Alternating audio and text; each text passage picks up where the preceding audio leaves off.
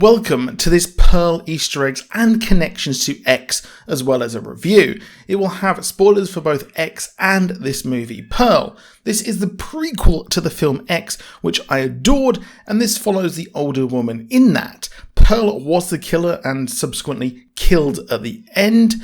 This movie follows Pearl's origins and descent into madness. It also offers an insight into why she was so bitter and angry towards the younger people making their erotic movie. Pearl's husband is over serving in World War I, just as the Spanish flu starts to grip the world. Now, it's an interesting parallel to the world we were in for the last few years, as we see mask usage in cinemas and such. The Spanish flu was incredibly deadly and started shortly towards the end of World War I. And I imagine that they put that in there so they could have the mask usage kind of easier and make it part of the film's budget. Pearl the movie is almost a mirror of X, with both Maxine and Pearl dreaming of making it big, famous and escaping their lives. Now, Maxine did escape her religious family, as we found out at the end. She was still sort of under control by her boyfriend, but that's kind of up in the air and up to the viewer's discretion there. Pearl, on the other hand, dreams of making it as a dancer in a chorus line. Her immigrant mother is controlling, and she also seemingly wants to be free of this woman and also her marriage, showing that both have domineering parents as well. Both movies start with the same shot of the house where so much trauma went down. Pearl is a deeply disturbed individual, as she has no qualms about killing animals and then feeding them to an alligator or crocodile, I never know what the difference is, in the lake that killed people in X. We saw people pushed in there and killed. She also uses the pitchfork, which was her signature murder weapon as well. She even abuses her father in some sort of twisted love thing going on. It's a bit awkward. Pearl heads to the cinema where she escapes. This is her escape to a life away from agricultural mediocrity, as she probably thinks. Here she meets a projectionist, and he would go on to introduce her to the world of smutty movies.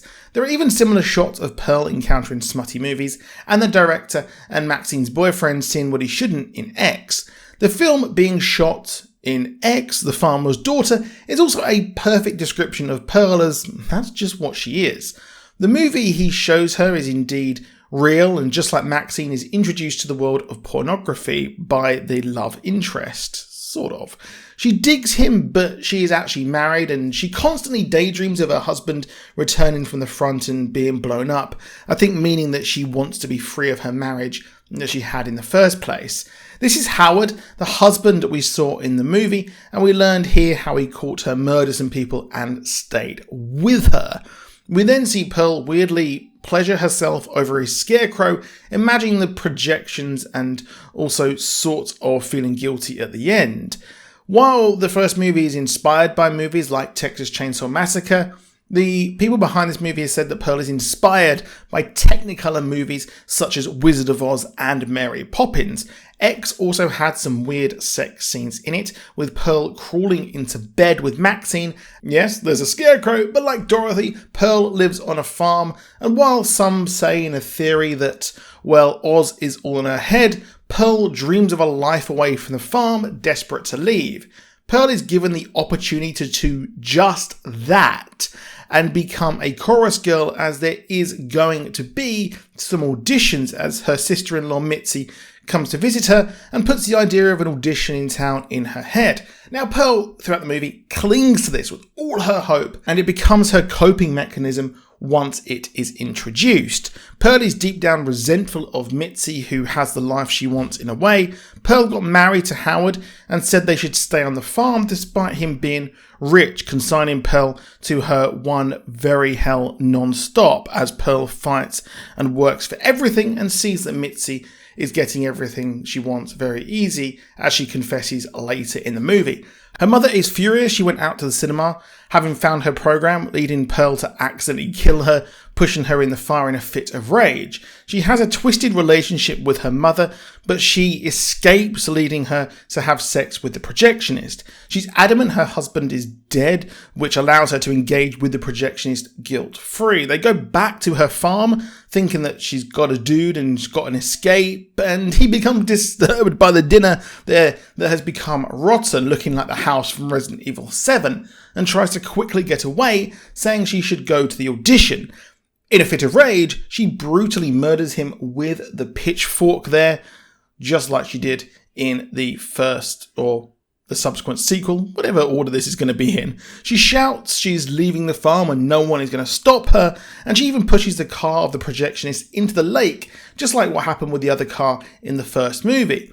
She heads to the audition all dressed up in red, and Mitzi is also nervous too. The talent scouts are looking for that X factor, just like the pornographers were in X, and she steps on a literal X for the audition. Maxine was said to have the X factor, but Pearl is deemed not to have it at all, which really does parallel the fact that Pearl was so jealous of Maxine. The people are looking for the all-American beauty, blonde-haired like Mitzi, but Pearl is the daughter of immigrants and she doesn't fit in as well and doesn't look like they want, showing that she does not even fit in the space that she was desperate to be in.